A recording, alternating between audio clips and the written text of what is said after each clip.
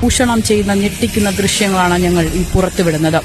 Living water എന്ന പേരിൽ നടത്തുന്ന ഈ ബൈബിൾ പഠന കേന്ദ്രത്തിലെ കൊച്ചു കുട്ടികളെ കൊണ്ടുപോലും പാറപ്പണിയെടുപ്പിക്കുന്ന ദൃശ്യങ്ങളാണ് ഈ കാണുന്നത്. 12-കാരനെ ഫാനിൽ കെട്ടിത്തൂക്കിയ സംഭവത്തിൽ എത്ര വെളുപ്പിക്കൽ നടന്നാലും ഈ കാണുന്ന ദൃശ്യങ്ങൾ എല്ലാത്തിനും തെളിവാണ്.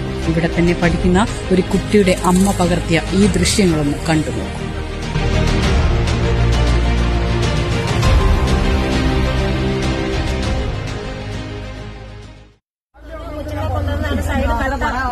ചെയ്യുന്ന പണി ചെയ്യിപ്പിക്കും. പിന്നെ വലിയ വിറവ് കൊണ്ടുവന്ന് കീറിക്കും. പിന്നെ കുറച്ച് പിള്ളേരെ ഈ ഓഡീഷൻ കുറച്ച് പിള്ളേരെ വൈദ്യ സ്കൂൾ എന്ന് പറഞ്ഞിട്ടുണ്ടെന്ന് ആ പിള്ളേരെ കൊണ്ടാണ് ഈ വിറവ് കീറൊക്കെ കൊണ്ട് ഈ കൊച്ചു പിള്ളേരെ രാവിലെ അണിച്ച് 4 വശം തൂക്കണം, ചുമട്ടുവെള്ളം കോരണം.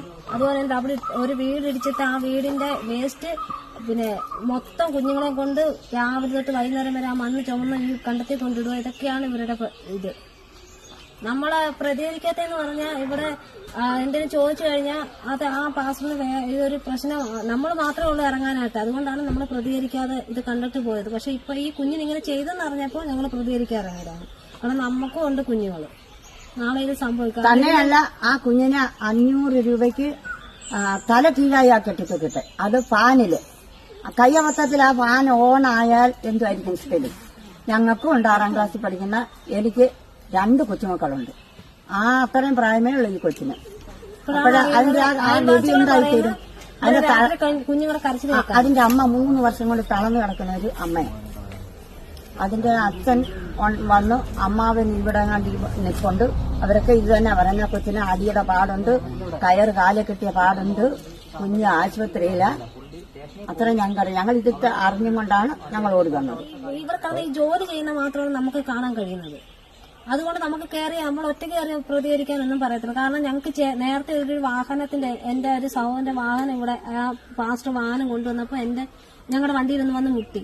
അതിനൊന്ന് പ്രതികരിച്ചതിന് തന്നെ ആ പാസ്റ്റർ ഞങ്ങളെ മറ്റുള്ള പാർട്ടിക്കാരെ വിളിച്ച് പറയിപ്പിച്ച് തന്നെ അവിടെ പീഡിപ്പിക്കാൻ ചെന്നുള്ള രീതിയിലുള്ള രീതി. അതുകൊണ്ട് നമ്മൾ അങ്ങനെ വലുതായിട്ട് ഇത് പോയില്ല. പിന്നെ ഇപ്പൊ ഈ സംഭവം നടന്നപ്പോൾ ഞങ്ങൾ തുറന്നു പറയാം. കാരണം കുഞ്ഞുങ്ങളെ കൊണ്ട് നല്ല ബാലവേല ഇവിടെ ചെയ്യിപ്പിക്കുന്നുണ്ട്. നല്ല ബാലവേല എന്ന് പറഞ്ഞാൽ, കാരണം ഈ സൈഡ് മേശരിമാരെ കൊണ്ട് കെട്ടി, ആ സൈഡ് എത്രയും ആ കുഞ്ഞുങ്ങളെ കൊണ്ടാണ് ആ കട്ട പൊക്കി എടുത്ത് കെട്ടിച്ച് വെച്ചിരുന്നത്.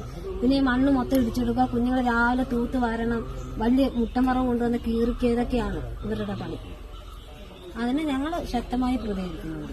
ഇനി ഇങ്ങനെ സംഭവിക്കരുത് എന്ന്.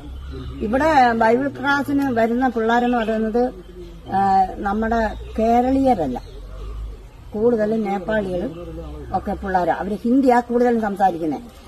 അവരാ 3 വർഷത്തെ കോഴ്സ് കഴിയുക, അവര് പോവുക. പിന്നെ ഉള്ളതെന്ന് വെച്ചാൽ ഇല്ലേ, ആർക്കും വേണ്ടാത്ത പിള്ളേരെ ഇവിടെ കൊണ്ടിട്ട് വളർത്തി അവർക്ക് വിദ്യാഭ്യാസം കൊടുക്കുക എന്നുള്ളതാണ്.